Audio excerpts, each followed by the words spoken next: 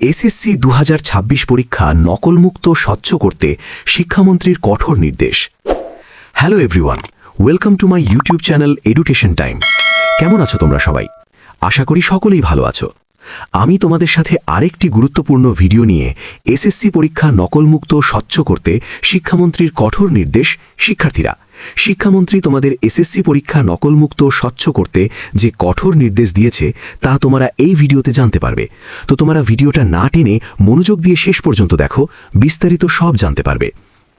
SSC 2026 পরীক্ষা নকলমুক্ত স্বচ্ছ করতে শিক্ষামন্ত্রীর কঠোর নির্দেশ।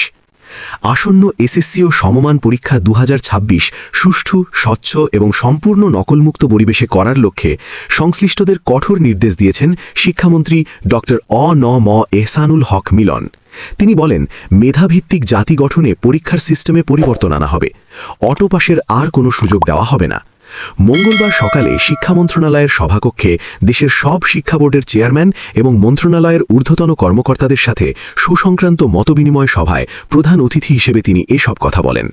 সভায় বিশেষ অতিথি হিসেবে উপস্থিত ছিলেন শিক্ষা প্রতিমন্ত্রী ববি হাজ্জাজ। এ সময় মন্ত্রী পরীক্ষায় যে কোনো ধরনের অনিয়ম প্রতিরোধে শূন্য সহনশীলতা বা জিরো টলারেন্স নীতি ঘোষণা করেন। তিনি বলেন, ডিজিটাল ডিভাইসের মাধ্যমে নকল প্রতিরোধে দ্রুত প্রয়োজনীয় আইন প্রণয়ন করা হবে।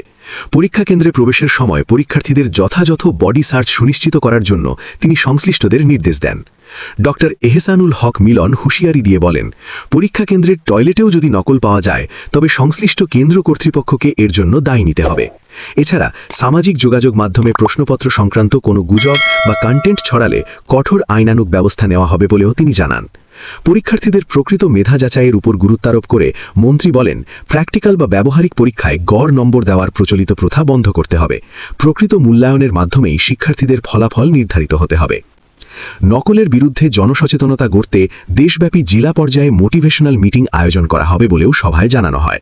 সভায় মন্ত্রী দেশের শিক্ষা কাঠামো শক্তিশালী করার লক্ষ্যে একটি দূরদর্শী পরিকল্পনার কথা তুলে ধরেন। তিনি জানান, যেসব জেলায় বর্তমানে জিলা স্কুল নেই সেখানে নতুন করে জিলা স্কুল প্রতিষ্ঠা করা হবে। এই স্কুলগুলো প্রথম শ্রেণী থেকে দ্বাদশ শ্রেণী পর্যন্ত অর্থাৎ উচ্চ মাধ্যমিক স্কুলের আদলে পরিচালিত হবে। মতবিনিময় সভায় মন্ত্রী এসএসসি পরীক্ষার সার্বিক প্রস্তুতি পর্যালোচনা করেন এবং ঝুঁকিপূর্ণ কেন্দ্রগুলোর তালিকা পুনরায় তদন্ত করে হালনাগাদ করার নির্দেশ দেন। সভায় শিক্ষা বোর্ডগুলোর চেয়ারম্যানগণ পরীক্ষা আয়োজনের বর্তমান অগ্রগতি তুলে ধরেন। তো শিক্ষার্থীরা, তোমরা ভালোভাবে মনোযোগ সহকারে পড়াশোনা করতে থাকো, যেন ভালোভাবে পরীক্ষা দিতে পারো অন্যের সাহায্য ছাড়া। তোমাদের জন্য দোয়া রইল। সকল আপডেট পেতে আমাদের সাথে থাকো।